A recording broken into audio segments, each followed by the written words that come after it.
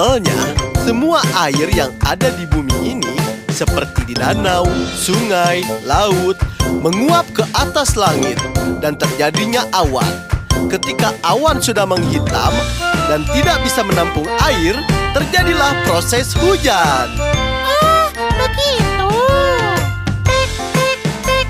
Hujan turun dalam selokan. Tempatnya itik berenang-renang. Bersuka gurau, menyelam-nyelam. Karena hujan berenang-renang. Tik, tik, tik. Anak gembira, Hujan